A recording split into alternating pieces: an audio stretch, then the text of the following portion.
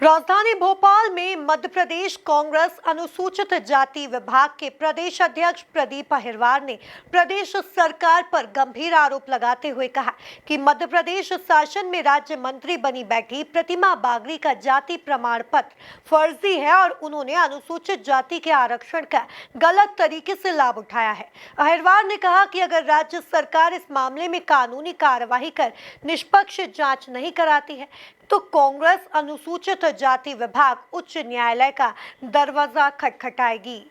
देखिए ये खास रिपोर्ट। उन्होंने कहा कि सतना जिले के रैगांव विधानसभा क्षेत्र जहां से श्रीमती प्रतिमा बागरी विधायक है, वे अनुसूचित जाति के लिए आरक्षित है, लेकिन तथ्य यह है कि बुंदेलखंड, महाकौशल और विंध्य क्षेत्र में रहने वाले बागरी जाति के लोग मूल रूप से ठाकुर समुदाय से आते हैं और अनुसूचित जाति की श्रेणी में नहीं आते। इसके बावजूद श्रीमती प्रतिमा बागरी एवं इनके परिवार ने प्रशासनिक मिलीभगत से फर्जी जाति प्रमाण पत्र बनवाकर आरक्षित सीट से चुनाव लड़ा और मंत्री पद हासिल कर लिया, जो संविधान और सामाजिक न्याय की मूल भावना के खिलाफ है। इस देश में जाति प्रथा इस देश के लिए एक कलंक रही है और जाति प्रथा ने इस देश में जो प्रगति होनी चाहिए थी उस प्रगति में बाधा डाली है।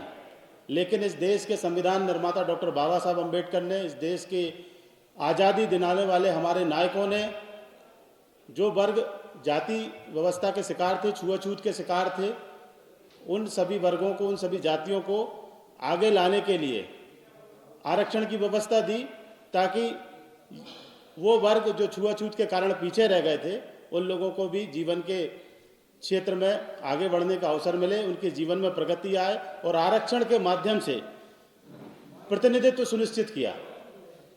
और ये आरक्षण भारत की आज़ादी के बाद जब इस देश में संविधान लागू हुआ 1950 के बाद इस देश में वो जातियां जिनके साथ छुआछूत होती थी और जिनके निर्योग्यतापूर्ण कार्य थे, छोटे छोटे कार्य थे, घृणित कार्य थे, उन सभी लोगों को अनुसूची बनाकर अनुसूचित जाति में शामिल किया और आरक्षण का लाभ मिला ताकि ये वर्ग भी जीवन के क्षेत्र में आगे आ सके। तो सबसे पहले 1950 में एक अनुसूचित जाति जनजाति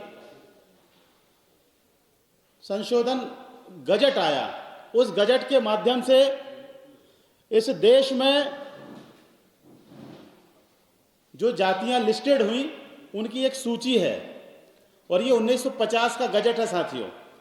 उस समय मध्य प्रदेश नहीं बना था, मध्य भारत था, हमारा मध्य प्रदेश नहीं बना था, मध्य भारत था।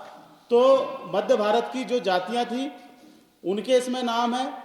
भोपाल स्टेट था, भोपाल स्टेट में जो अनुसूचित जातियां आती थी उनका नाम था और विंध्य प्रदेश में जो अनुसूचित जातियां आती थी उनका नाम था। फिर इसके बाद 1956 में दूसरा गजट आता है, संशोधित गजट आता है 1956 में, और 1956 में भी वही गजट आता है और अनुसूचित जाति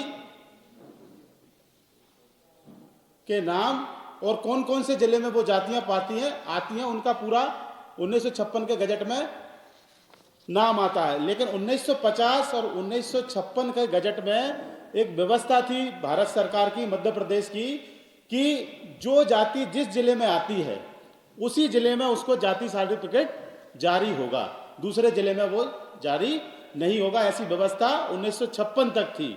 लेकिन जब सीमा क्षेत्र का बंधन भारत सरकार ने खत्म किया अपने गजट के माध्यम से, तो एक लिस्ट बनी, एक लिस्ट।